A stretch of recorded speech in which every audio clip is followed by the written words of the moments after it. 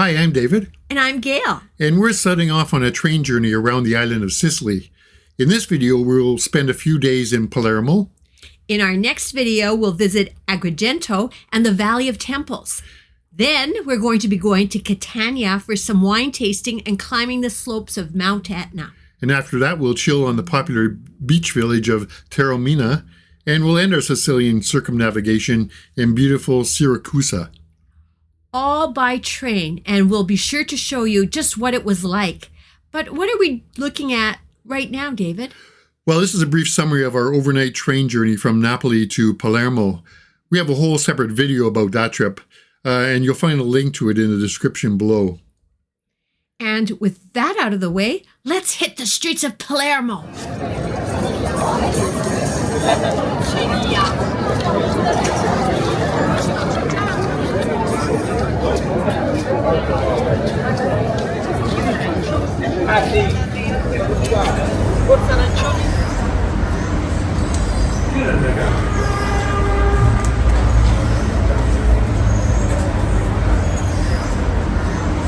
This is the Palermo Cathedral.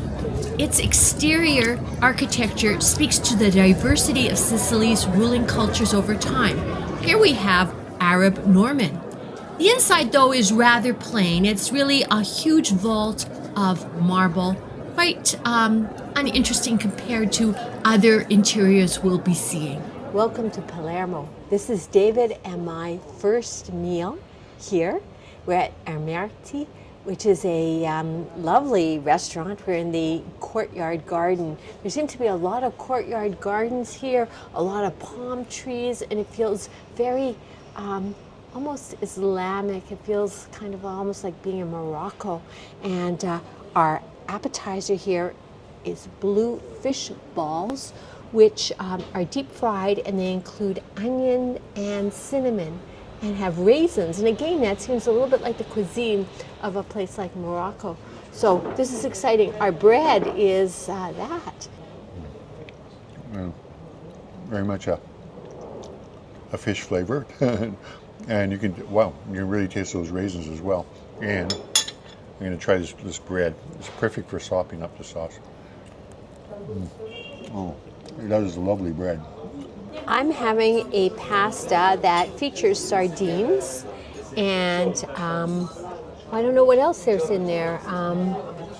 There were pine nuts, I know that. Pine nuts, I just don't see them. And breadcrumbs. That seems to be something that we saw in a lot of the dishes on the menu. So I'm quite excited about breadcrumbs on my pasta. Sure, yeah. David. Okay, so I'm having the pasta of the day, which has squid, as you can see here, has these lovely sort of pasta things, and they're stuffed actually with fish.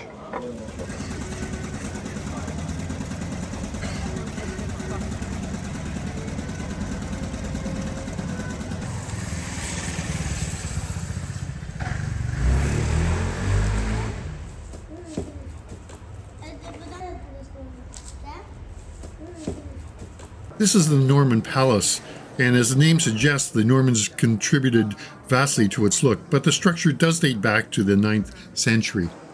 Inside is the gorgeous Palatine Chapel.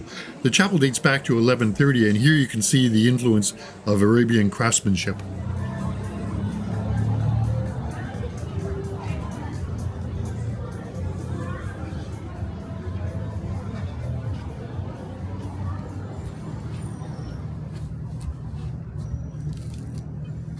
This mural near the port of Palermo commemorates two anti-mafia prosecutors who were assassinated in 1992 in two separate bombings.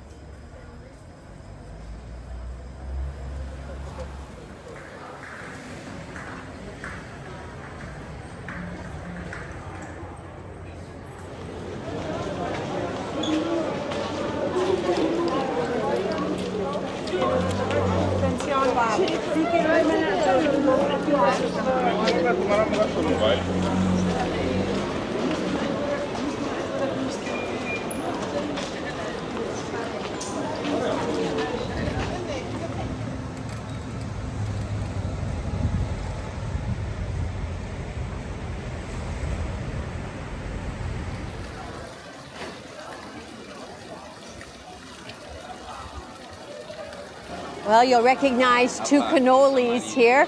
Probably more robust than the cannolis we're used to seeing back home in Canada. And these are from the heartland of cannolis, which is Sicily. And this is from, I don't know if you can call it, it is a bakery called the Convent's Secrets. These are made from an old recipe from nuns. And they have all sorts of lovely local pastries. So in this case, your cannoli is filled in front of you so that it retains its crispness. It's filled from the side, 2 blobs of the beautiful sweetened ricotta cheese that is the filling.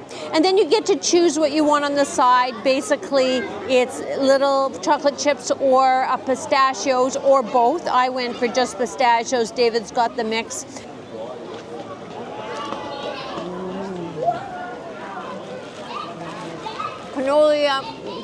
Cannoli beyond compare.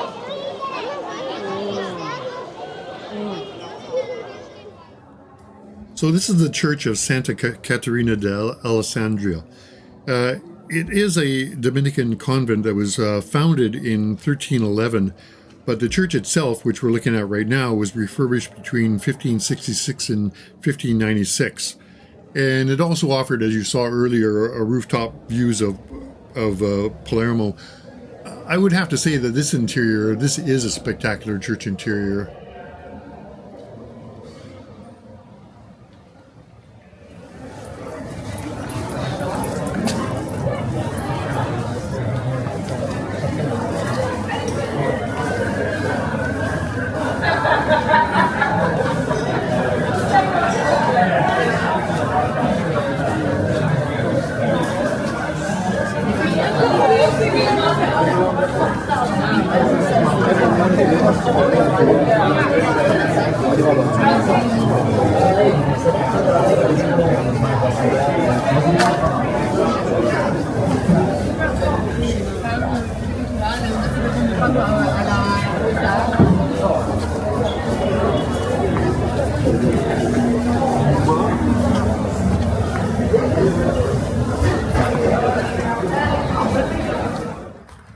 Can you tell that David and I are outside of Palermo now?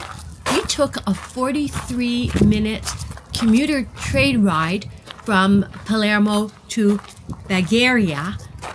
So this town features this most exquisite villa called Villa Palagonia, or sometimes called Villa of Monsters, which will become apparent soon enough. Now, this was a very popular place for travelers in the 18th and 19th century. Also, over time, visual artists and writers have come to see this exquisite and rather quirky place.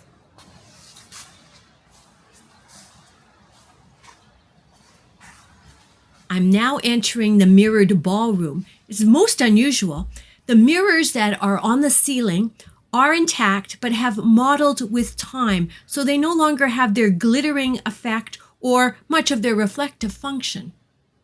One of the more famous visitors was Sir John Soane, a British architect who lived from 1753 to 1837.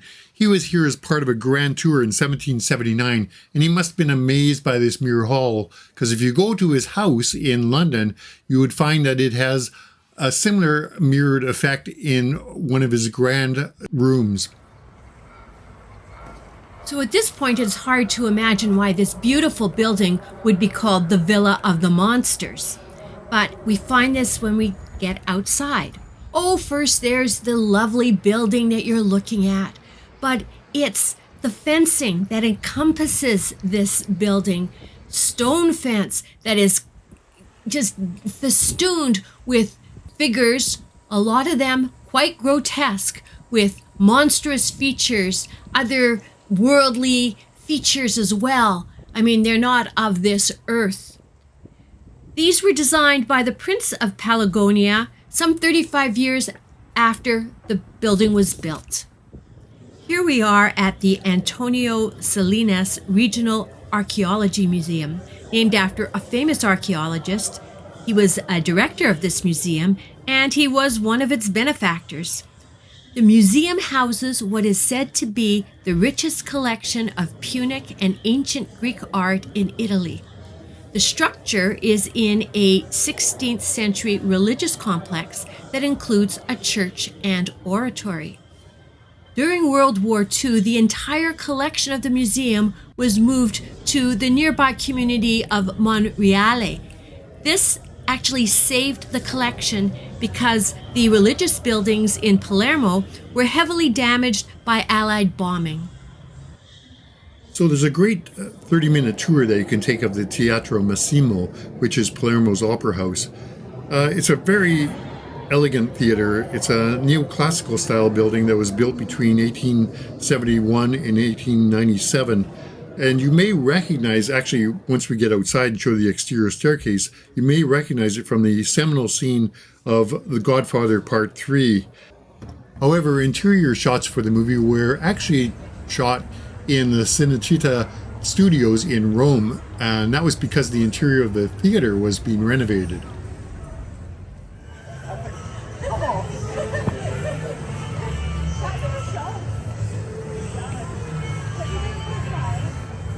Here we are at the tail end, actually, of about 3.5 days, almost 4 days in Palermo, in and around Palermo, really.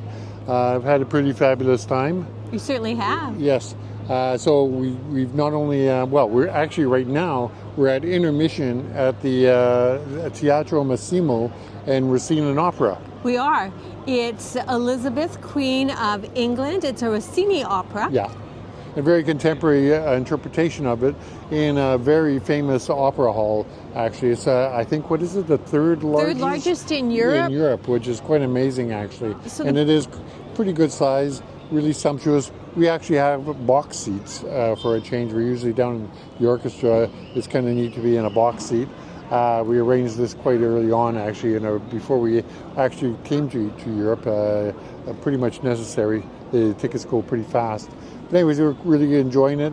This is the wrap-up for our trip to this time. It is, yes, because tomorrow we're off. Okay, so it's one more fancy meal on the streets of Palermo. And this one, in this case, the restaurant is called Buata Cucina Popolana. And it's got a good reputation, so we're looking forward to typical Sicilian food. That's right, that's what it specializes in. So what have we got right now, Gail? Well, we've got an appetizer plate here. This is a kind of a tasting plate of Sicilian specialties.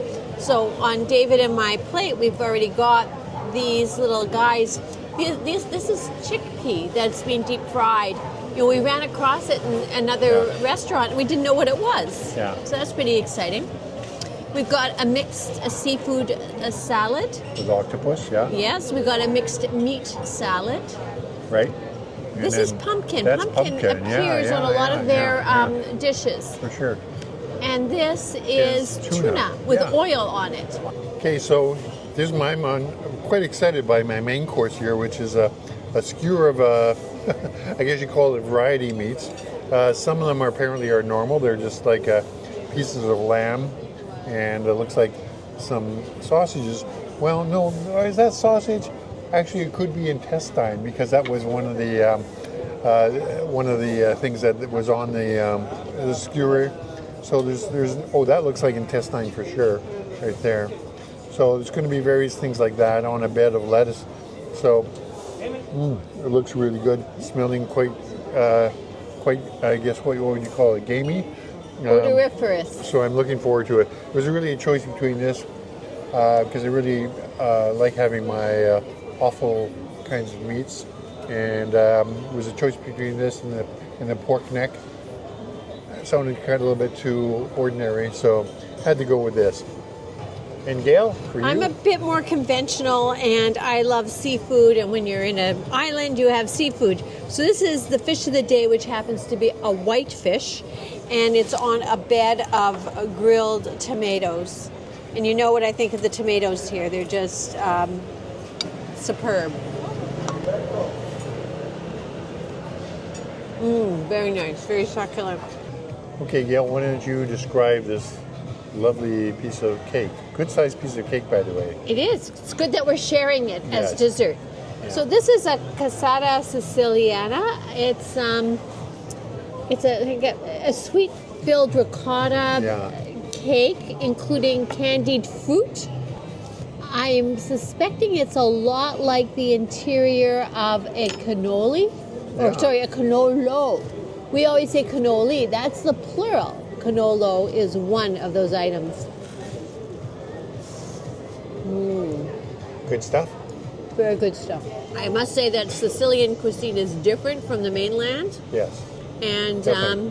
a lot of great specialties, and so much to do with fruit and dried fruit and nuts. Yeah. And a mix of sort of the, because they've had so many different cultures that have landed here or taken over for short periods of time. There's Arabian influence, so there's couscous. Yes, Strangely North enough, African. is a very big deal here. Saffron. Yeah. Well, and the raisins and Yes, cinnamon yeah, used in a savory dish, that Yeah, type of thing. for Yeah. sure. Very nice. Very nice. Anyways, let's dig into this lovely piece of cake. Yes. Yum.